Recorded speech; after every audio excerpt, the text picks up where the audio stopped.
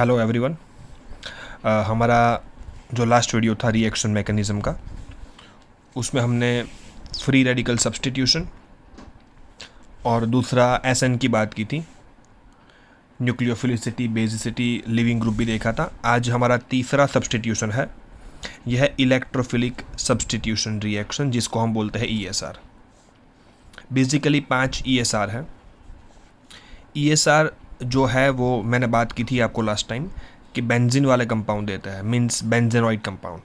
ठीक है, उसमें अगर बेंजीन के ऊपर प्लस एम ग्रुप अटैच्ड है तो उसकी ईएसआर की ईज ज़्यादा होती है, और अगर माइनस एम ग्रुप अटैच्ड है तो उसकी ईएसआर की ईज कम होती है। पहला ईएसआर जो है वो है हेलोजिनेशन, जिसमें इलेक्ट्रोफाइल एक्स प्लस होता है, मतलब Cl प्लस या Br प्लस जो भी हेलोजन है, जो प्रोड्यूस करने के लिए हेलोजन के साथ लिया जाता है लुईस एसिड। यहाँ पर मेटल भी ले सकता है Fe, या फिर Fe का हैलाइड FeX3। नाइट्रेशन में जो इलेक्ट्रोफाइल है वो है NO2 प्लस, जिसको जनरेट करने के लिए लिया जाता है कॉन्सेंट्रेटेड HNO3 के साथ सल्फ्यूरिक एसिड। सल्फोनेशन में याद रखो, इलेक्ट्रोफाइल SO3H प्लस नहीं है, वो SO3 ही है।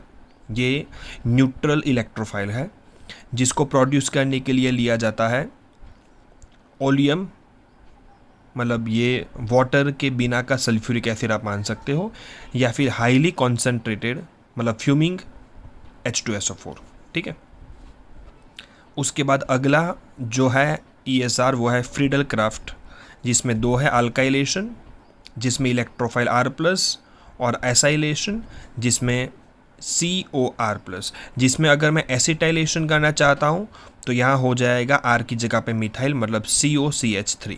ठीक है, सबसे इम्पोर्टेंट जो इसमें बातें होती है ना, वो है इलेक्ट्रोफाइल आप कैसे बनाते हो। ये बनाने के लिए आप जो ये लेते हो उसमें से ये कैसे बनता है, यही मेन इंपॉर्टेंट है। बाद में बेसिकली इलेक्ट्रोफाइल का अटैक जो बेंजीन के ऊपर होता है वो ऑलमोस्ट सब में सेम मेथड से चलता है। सो हमें भी याद रखना है कि इलेक्ट्रोफाइल कैसे जनरेट होता है। ओके, सो अल्काइल इलेक्ट्रोफाइल जनरेट करने के लिए अल्काइल हैलाइड के साथ एनहाइड्रस AlCl3, और एसाइलेशन के लिए एनहाइड्रस AlCl3 के साथ RCOCl। ओके, सो हम पहला स्टार्ट करते हैं हेलोजिनेशन। ओवरऑल रिएक्शन है इसकी बेंजीन प्लस Cl2, मैं यहाँ पर क्लोरीनेशन करने जा रहा हूँ, सो Cl2 लिया है, उसके साथ FeCl3 जो कैटलिस्ट है, जिसका बहुत इंपॉर्टेंट रोल है यहाँ पर Cl प्लस को जनरेट करने में। ठीक है, तो बनेगा क्लोरोबेंजीन। बेंजीन का H सब्सटीट्यूट हुआ है by the attack of Cl plus, so electrophilic substitution reaction. यहाँ से जो H प्लस निकला वो, और यहाँ बचा हुआ Cl माइनस HCl निकल गया। ठीक है, देखते हैं मैकेनिज्म।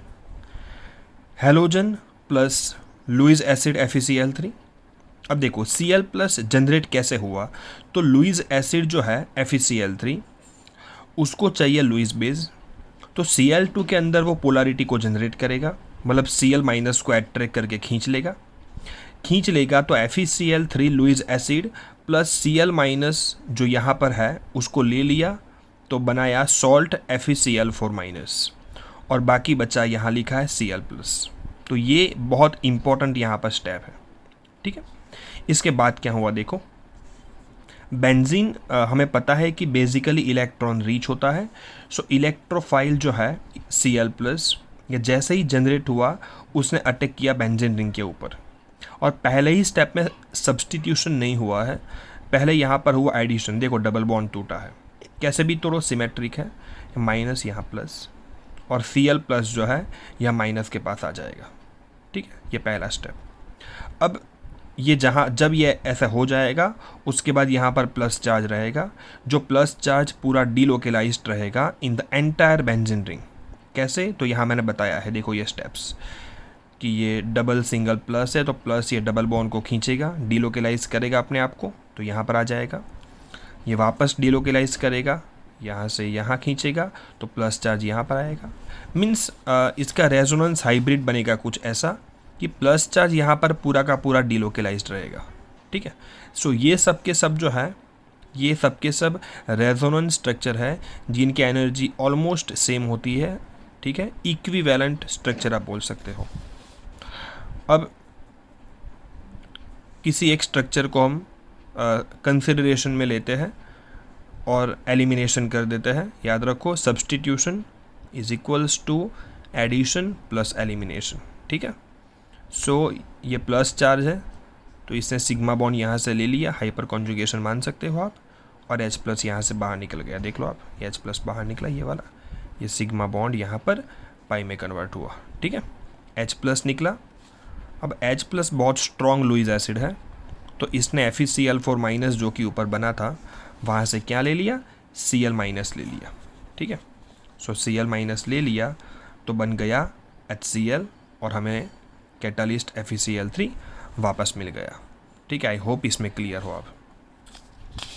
अब हमारा अगला जो मैकेनिज़्म है वो है नाइट्रेशन। नाइट्रेशन की overall reaction concentrated HNO3 benzene के साथ और सल्फ्यूरिक एसिड जो वापस मिलने वाला है, जो एज ए कैटलिस्ट यहाँ पर काम कर रहा है, ओके। नाइट्रोबेंजीन बनेगा। इम्पॉर्टेंट चीज़ें यहाँ पर, पहली बात तो यह है कि HNO3 कभी भी अपने अंदर से NO2 प्लस को निकालेगा नहीं, क्योंकि एसिड की बेसिक टेंडेंसी होती है कि वो H प्लस को निकाले, जबकि NO2 प्लस को रिलीज़ करने के लिए आपको यहाँ से OH माइनस को निकालना पड़ेगा। मतलब HNO3 को यहाँ पर बेस बनना पड़ेगा, जो कि अपने आप में संभव नहीं है, ठीक है। सो इसलिए हमने यहाँ पर क्या किया, सल्फ्यूरिक एसिड लिया। तो सल्फ्यूरिक एसिड जो है उसकी H प्लस को रिलीज़ करने की टेंडेंसी HNO3 से बहुत ज़्यादा है, तो यहाँ का H प्लस यहाँ अटैक करेगा O के ऊपर, ठीक है। H प्लस यहाँ से अटैक करेगा O के ऊपर, तो ये O को अपनी लोन पैड डोनेट करनी पड़ेगी इसको, ठीक है, डोनेट करनी पड़ेगी, इसलिए ये O के ऊपर टेम्पररी प्लस चार्ज आता है, ठीक है, और वो बल्कि भी हो जाता है, वीक बेस बन जाएगा। अभी ये स्ट्रॉन्ग बेस है, H प्लस यहाँ पर आएगा तो आप इसको ऐसा समझ सकते हो कि यहाँ पर OH2 प्लस बन जाएगा और फिर ये OH पानी के फॉर्म में यहाँ से बाहर निकल जाएगा, समझ गए। सो ये एक्चुअली पानी के फॉर्म में निकलता है बाहर, रहा HSO4 माइनस और NO2 प्लस, और जो पानी है वो मैंने यहाँ पर लिखा है, ठीक है। तो हमने OH को बल्कि बना दिया, क्योंकि OH अकेला तो लीव नहीं कर सकता। हमने लिविंग ग्रुप पढ़ा है कि लिविंग ग्रुप अच्छे वो होते हैं जो वीक बेस होते हैं, OH माइनस स्ट्रॉन्ग बेस है, H प्लस का अटैक करके हमने वाटर बना दिया जो वीक बेस होता है, ताकि यहाँ से निकलने में आसानी हो जाए। ये ही स्टेप बड़ा इंपॉर्टेंट है। उसके बाद जो है वो तो वही स्टेप्स हैं जो हमने क्लोरीनेशन में आगे देखे थे, ठीक है, कि जो इलेक्ट्रोफाइल बना उसने अटैक किया बेंजीन के ऊपर। The first step is addition, NO2 आ गया, प्लस चार्ज आया, प्लस चार्ज पूरी बेंजीन में रहा, डीलोकेलाइज्ड, जो कि हमने आगे भी देखा था, वो कॉपी स्टेप्स है। क्लोरीन की जगह पे सिर्फ NO2 है और कोई चेंज नहीं है, ठीक है। सो ये स्टेप्स आपको रट्टा नहीं मारने हैं, एक बार आप खुद लिख के देखोगे फिर आपको खुद ब खुद समझ में आ जाएगा। ये पूरे के पूरे जो मैंने स्क्वायर ब्रैकेट के अंदर बताए हैं वो रेजोनेंस हाइब्रिड है, रेजोनेंस स्ट्रक्चर से। किसी एक को कंसिडरेशन में लेते हैं, ये यहाँ से यहाँ मान सकते हो आप, पूरा घूमेगा, और ये जो है H प्लस को यहाँ से बाहर निकालेगा, बन गया नाइट्रोबेंजीन। पहला स्टेप था एडिशन, फिर हुआ एलिमिनेशन, ओके। जो H प्लस यहाँ से लिबरेट हुआ वो ऊपर बने हुए HSO4 माइनस के साथ कंबाइन होके सल्फ्यूरिक एसिड बनाएगा। तो पूरा हिसाब हो गया, सल्फ्यूरिक या गेटिंग बैक, NO2 प्लस का तो यूज़ हो गया, और पानी जो है वो यहाँ लिखाई है मैंने, ठीक है। चलो नेक्स्ट ESR जो है वो है सल्फोनेशन। थोड़ा अलग है इनिशियली। देखो ओवरऑल रिएक्शन तो simple, benzene plus concentrated sulphuric बनेगा बेंजीन सल्फोनिक एसिड, जिसको हम BSA बोल सकते हैं, benzene sulphonic acid plus H2O। अब यहाँ पर SO3H वैसे तो हमें इंसर्ट करना है, लेकिन वो डायरेक्टली इंसर्ट नहीं होता है। सल्फ्यूरिक एसिड जो है वो हाईली कॉन्सेंट्रेटेड फॉर्म में होता है ना, तो उसमें से SO3 की फ्यूम्स बाहर आती है। ऐसे सम्स भी आते हैं मोल कंसेप्ट में कि फ्यूमिंग या तो ओलियम से कितना SO3 बाहर आता है, मतलब उसमें SO3 के परसेंटेज के सम्स आते हैं। ये हाईली कॉन्सेंट्रेटेड होता है तभी बाहर आती है, डाइल्यूट फॉर्म में से SO3 बाहर नहीं आता है। सो हमने लिख दिया है कि 2H2SO4, H3O plus, HSO4 minus और SO3, ये यहाँ पर इलेक्ट्रोफाइल है, क्योंकि सेंट्रल एलिमेंट जो होता है वो प्लस चार्ज उसके रेजोनेंस स्ट्रक्चर थ्रू बताता है। देखो आप, ठीक है, ये माइनस चार्ज आप पूरा डीलोकेलाइज कर सकते हो। तो सेंट्रल एलिमेंट के ऊपर कौन सा चार्ज आया? प्लस चार्ज आया, ठीक है। इसके बाद के स्टेप्स वापस कॉमन है कि जैसे ही SO3 बना उसने अटैक किया यहाँ पर, और उसके बाद तो वही चीज़ जो हमने क्लोरीनेशन और नाइट्रेशन में देखा, ठीक है, पूरा डीलोकेलाइज रहेगा। फिर यहाँ पर H+ निकलेगा। ये H+ जो निकला वो जो मैकेनिज़्म के स्टेप के अंदर HSO4 माइनस बना था उसके साथ बना देगा सल्फ्यूरिक एसिड।